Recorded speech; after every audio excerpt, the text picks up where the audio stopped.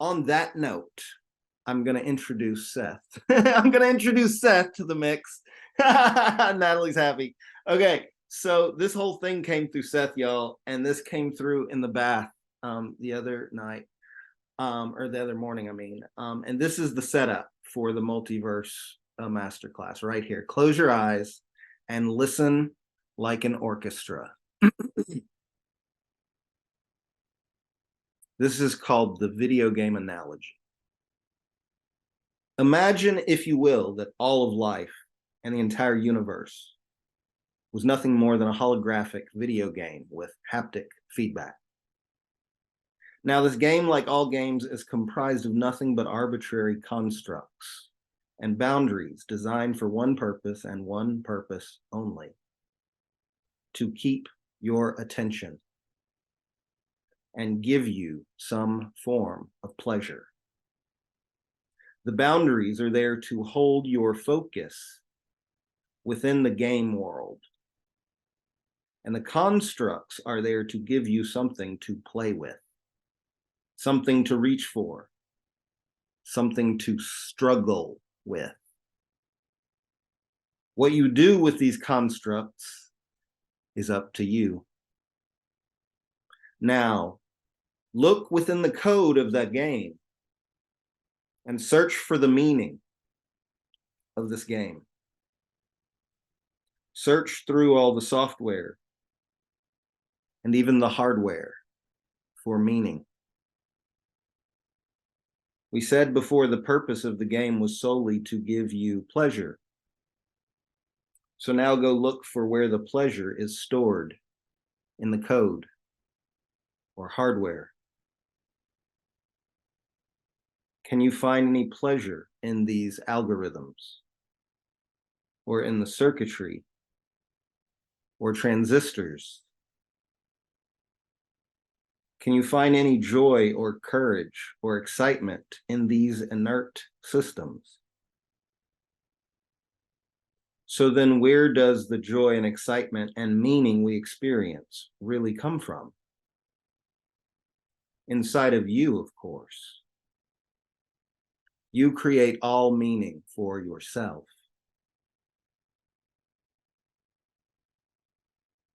You create all joy for yourself. You create all love for yourself. There is no meaning and no emotion contained within inert systems, other than the relationships, the codes, and structures embody. Meaning and feelings and states of being are experienced by you in direct proportion to how you relate to these relationships. The meaning of life is to give life meaning. The purpose of any game is simply to play the game. Every sentient being gets to determine the meaning and value of this game for themselves. Now, to take this a step further, we can look to see if there's anything we get to keep and take with us from Mario, or Connect 4, or patty cakes. Can you do anything with the princess once you've saved her? Can you spend all the rupees you earned on a coat to keep you warm? Does the bravery you felt facing that army follow you into that boardroom meeting? If not, then why do we bother to play these games at all if we don't get to keep anything afterwards? Because of the value of the experience itself. Can you feel this truth inside yourself? This speaks directly to what we call value extraction, or how we go about creating fulfillment. Very few of you have a conscious understanding about how you create value for yourselves. And this is a large part of why satisfaction seems so hard to achieve I'm going to say that again. Very few of you have a conscious understanding about how you create value for yourselves. And this is a large part of why satisfaction seems so hard to achieve.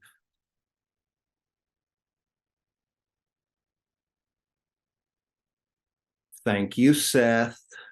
Woo! So that's our analogy. That's our setup. And we're going to come back to this video game analogy all night long. Does anybody have any thoughts or questions about the video game analogy? Seth's contribution so far. Hit me in the comments if you do. Okay.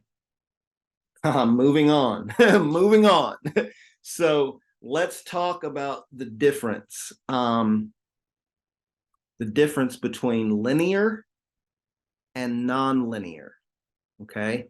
And this was demonstrated very, very clearly the other day by a researcher that did an experiment with ChatGPT. And he asked ChatGPT if it takes 3 hours to dry 3 towels on a clothing line, how long does it take to dry 9 towels? What do you guys think ChatGPT said? Put it in the comments. What do y'all think ChatGPT said? If it takes 3 hours to dry 3 towels, how long does it take to dry 9 towels? Marvelous said 3, but I'm asking, what do you think ChatGPT said? Of course, ChatGPT said 9 hours. Why?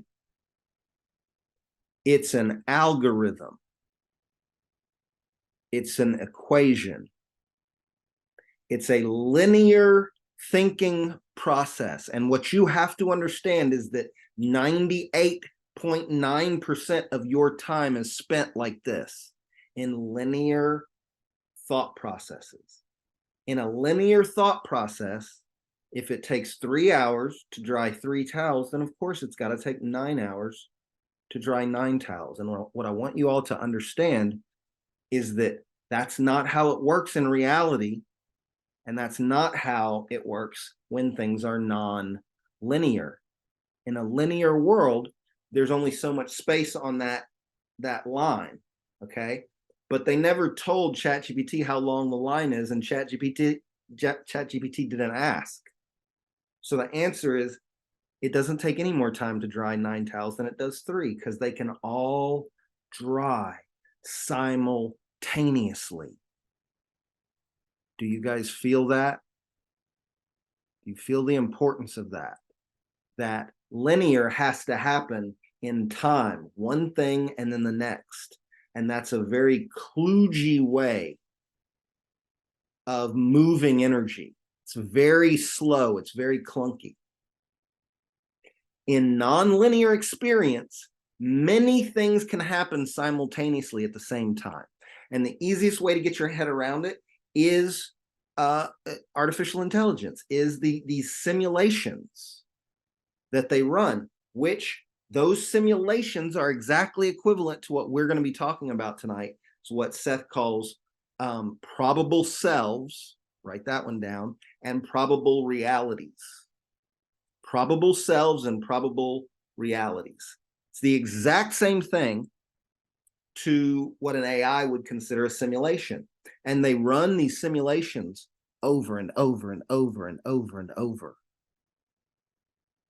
And what I want you to understand is it took IBM 20 years to program a computer to beat the best chess player in the world. It took them 20 years. I think it was called Deep Blue.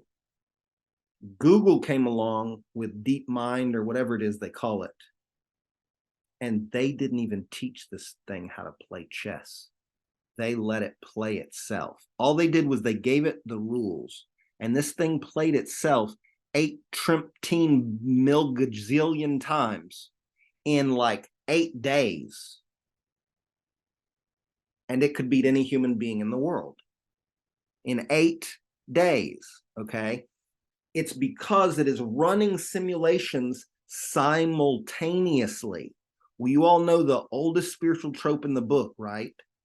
As above, so below. As above, so below. So if we've taught computers how to do that, do you think we might have the ability to do that also? Okay, so that's what I'm talking about here. And it's very real, and I've experienced it in a whole lot of different ways in my lifetime. And I've been teaching people how to break through that veil into that higher dimensional perspective for many, many years. And it's what I love doing the most. And that's what we're here to do tonight. Okay. But you have to step outside of the experience of linear in order to have a non-linear experience. You have to step outside of cognition in order to have a feeling experience. You have to step outside of feeling in order to have a spiritual experience. Each of these, they're different dimensions of being, okay? Like, for example, where do your thoughts exist in time and space?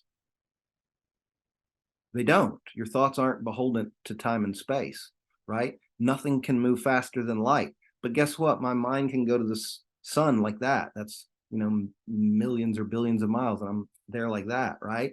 My mind is not beholden to time and space. Do you understand? Your mind is not beholden to time and space. You believe it is because you're hypnotized with words and movement. And that's why you can't sit still. And that's why you can't stop talking to yourself. And someone today asked about eye gazing in the mirror. And I said it's the very first way I began meditating, just staring at my own eyeball. And if you do it, what you'll notice is very quickly you start to lose your mind. Your vision starts to warp, and you start to realize, holy shit, I'm hallucinating. And then you're like, my mind couldn't possibly be that fragile. And then you're like, oh, yep, guess it is. Holy shit. And then all of your vision starts to hallucinate. And then after about 2 minutes, you can't even tell what you're looking at anymore. It's an existential experience, okay? And until you're willing to do that, to sit still and stop talking, stop speaking, stop thinking, you will be stuck in this dimension because it's like a television taped inside of your brain. It's a television taped inside of your brain. And when you learn to sit still and stop talking, you will check the fuck out of this dimension very quickly. I promise you. Words trap you in time. Movement traps you in space. When you stop speaking and you stop moving, you will access a different dimension. Everybody got it? Thumbs up.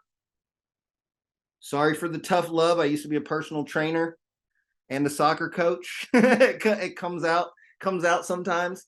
Any questions? Hit me up.